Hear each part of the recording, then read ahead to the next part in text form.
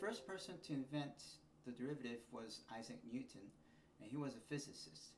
And being a physicist, he had the advantage over mathematicians because he always thought about these questions of average rate of change of various physical quantities. He thought about speed, which is the rate of change of the distance.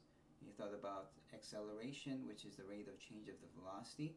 And these were important to him because in physics, often rate of change of one quantity is dependent on other physical quantities. Now here we have a question about average rate of change, and I want you to understand what relation it has with the derivative. This is a table of the position of a person walking on a straight line, and his position is measured every 2 seconds.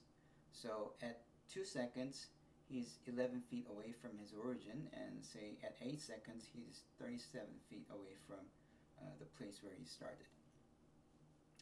Find the rate of change from 2 seconds to 10 seconds. So at 2 seconds, he was at 11 feet, right?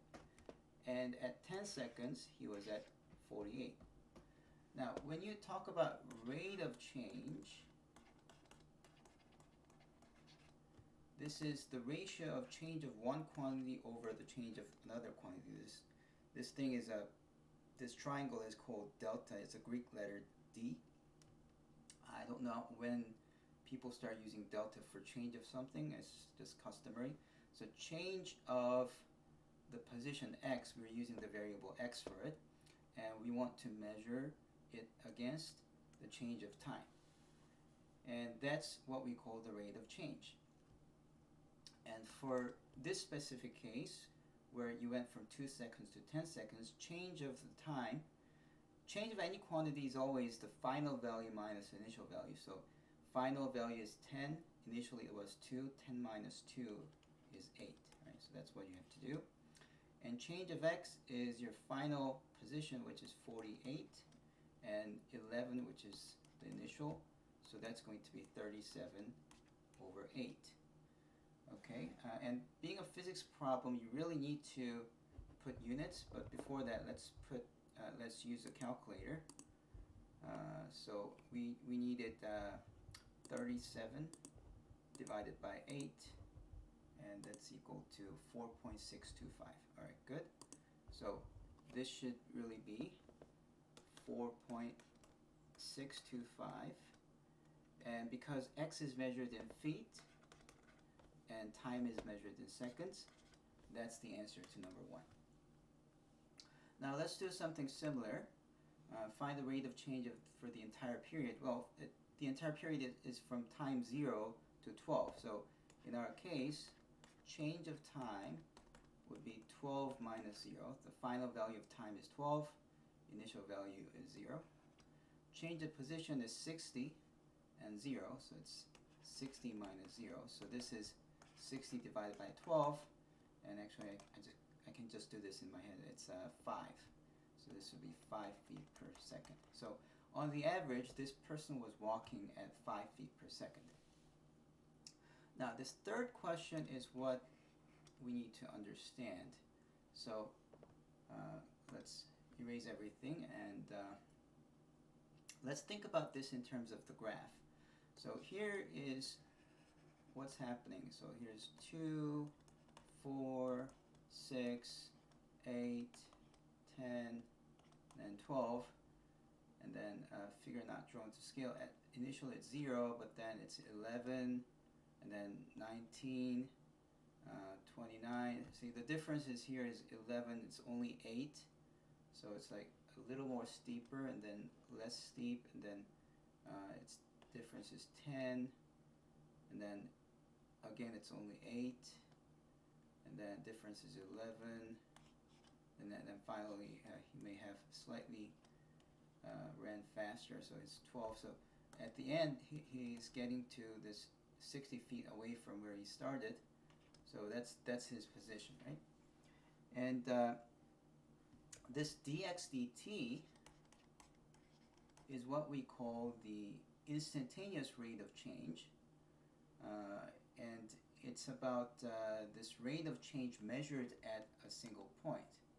So say we want to figure out the rate of change right here, and we want to know the slope, because the slope is the change of y over change of x. In this context, this is the x-axis and that's the t-axis, so it's the change of x over change of time, and that really measures the rate of change at that instance.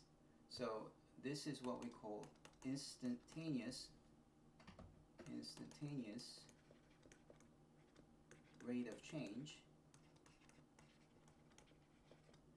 and that instantaneous rate of change is also the same thing as the slope. So I explained how this is another symbol for the derivative, right?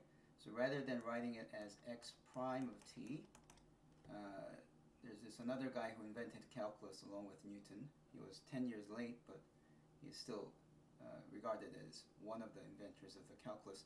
His name is Leibniz, and Leibniz came up with this idea, this symbol. X prime of t was the symbol for Newton. Newton used this symbol.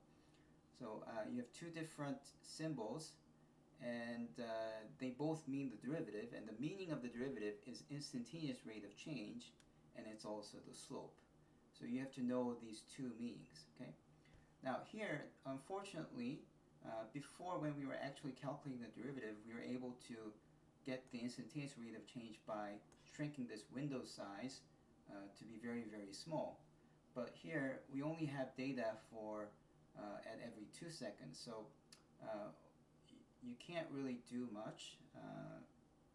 You really just need to use the slope from 4 to 6 or 2 to 4, or even better, you may take the average of two values and say, oh, that's like good enough approximation for the slope here. So let's do this. So from 4 to 6, change of time is 2, and change of position is 10, right? 19 plus 10 is 29. So from 4 to 6 it's 5.